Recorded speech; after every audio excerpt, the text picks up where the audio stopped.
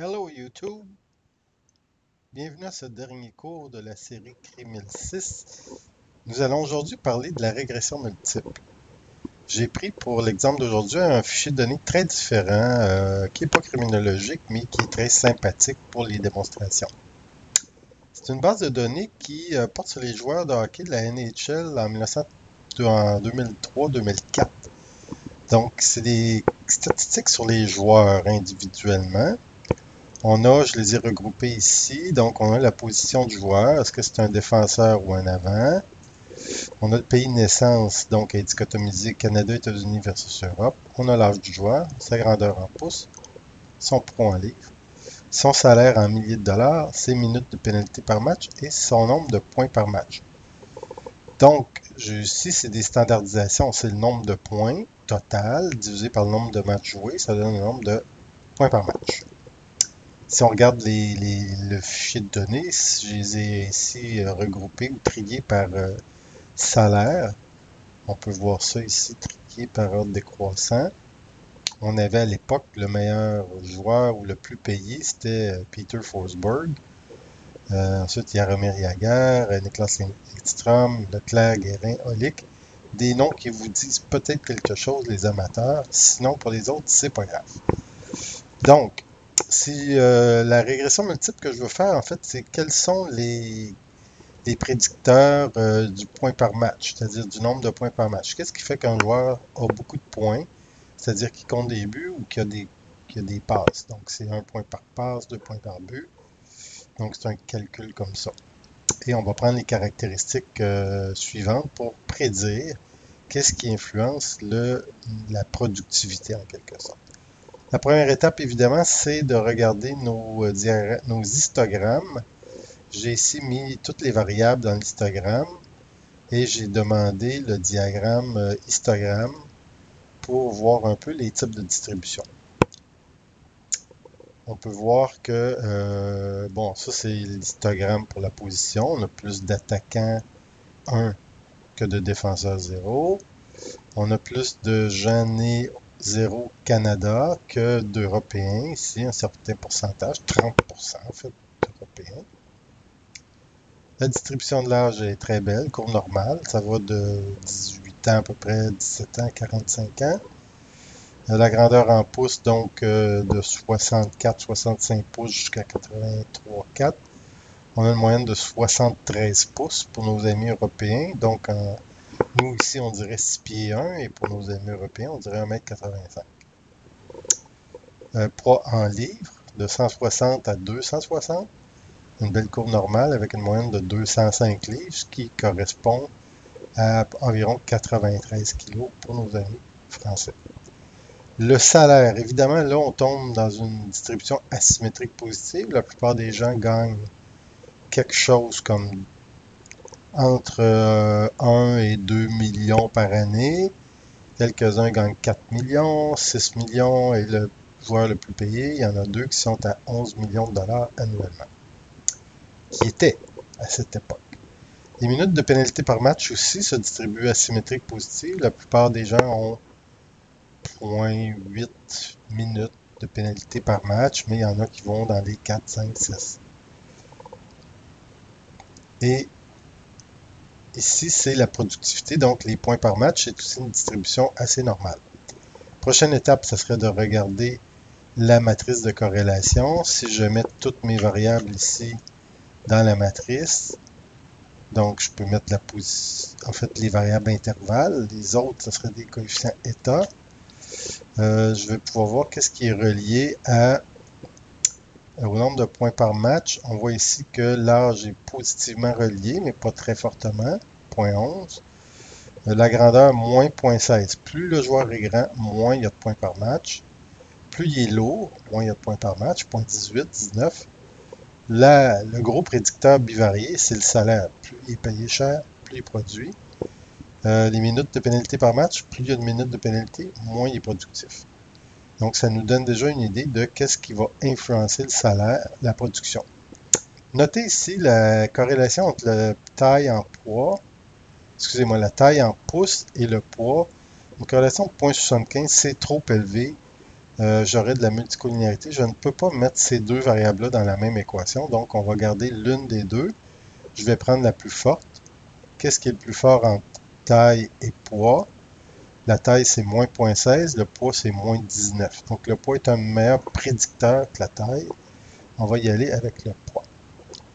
Pour faire la régression multiple, analyse, régression linéaire. Donc analyse, régression linéaire.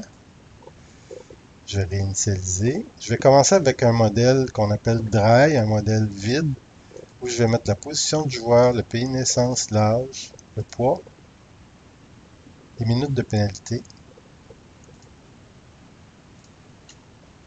comme prédicteur. Mais je ne mettrai pas le salaire parce que c'est ma principale variable théorique. Donc, je vais commencer par un modèle qui ne comprend pas le salaire et les points par match. Donc, ici, j'ai position, pays, âge, grandeur. Je pense que j'avais dit que je voulais le poids, mais bon, c'est pas grave. Ah, j'ai mis les deux. Donc, je vais enlever grandeur. Je vais garder le poids. Minutes de pénalité par match. J'ai pas d'autres choses à cliquer. J'ai pas de statistiques, pas de diagramme, pas d'options. C'est un modèle de base. Il vient comme ça. Par défaut, on va avoir ce qu'on a besoin. Si je clique sur OK, ce que je vois apparaître, c'est un premier tableau ici qui me donne l'information que je veux savoir, c'est quel est le R carré. Donc, le pourcentage de variance expliqué est de 21%. Ce qui veut dire que les variables que j'ai mis expliquent 21% des variations du salaire. Et ça, c'est significatif à 0.000. En général, les régressions multiples sont significatives. Donc, ce que j'ai à retenir ici, c'est que le modèle est significatif et que j'explique 21% de la variance.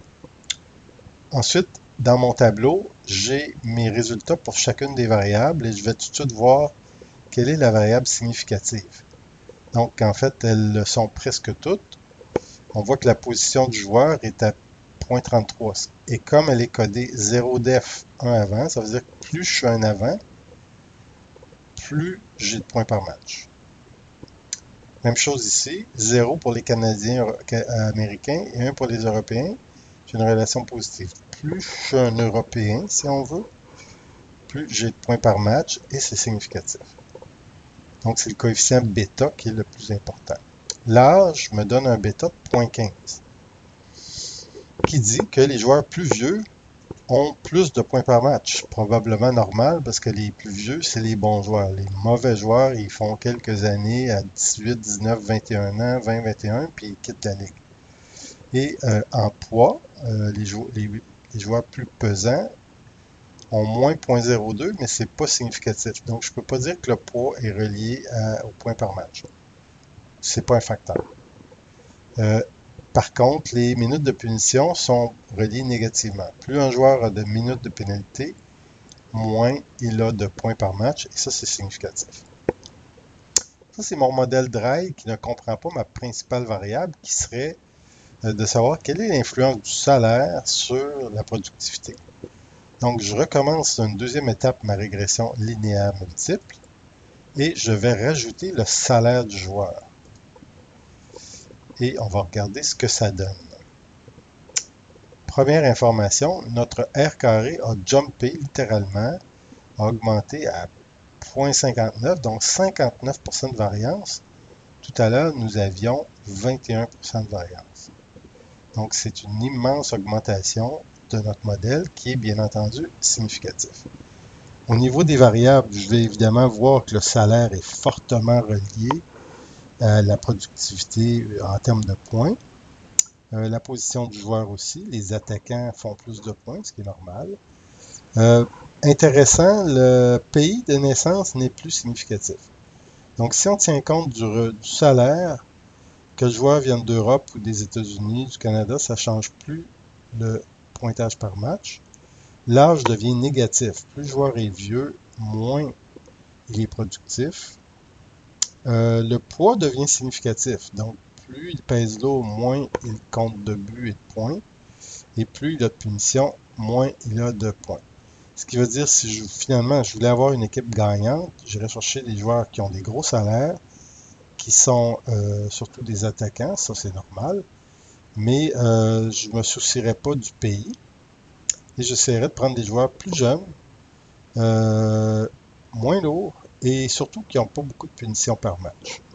Donc ça, c'est mon modèle global. Si je voulais maintenant, en dernière analyse, voir comment l'équation se distingue chez les défenseurs et les attaquants, je pourrais décider de faire une analyse particulière, c'est-à-dire de scinder mon fichier en deux.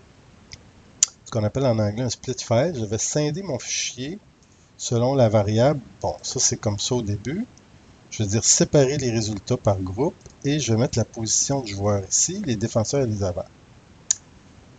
En faisant OK, à ce moment-là, toutes les analyses que je vais faire, SPSS va les produire deux fois pour les défenseurs, pour les attaquants. Je vais donc refaire ma régression multiple, linéaire. Seule chose que je dois faire, je dois enlever la position du joueur, puisque ça n'est plus une variable, c'est une variable contrôle, variable groupe. Et je fais mon analyse. Ce que je vais voir ici, c'est que le premier tableau porte chez les défenseurs. On a un R carré de 42. Ça se prédit moins bien, la production offensive des défenseurs. C'est un peu plus faible. Et chez les défenseurs, on voit que le pays n'est pas significatif. L'âge est négativement relié. Le poids n'est pas significatif. Donc, on voit ici que le poids n'est pas significatif. En fait, l'âge ne l'était pas non plus. Donc, le pays ne l'est pas, l'âge ne l'est pas, le poids ne l'est pas. Les minutes de pénalité le sont, c'est-à-dire que les joueurs qui ont plus de minutes de punition ont moins de points. Évidemment, le salaire reste un gros facteur. Chez les joueurs offensifs, maintenant, j'ai un R carré de 56, ce qui veut dire que j'explique davantage de variance que chez les défenseurs.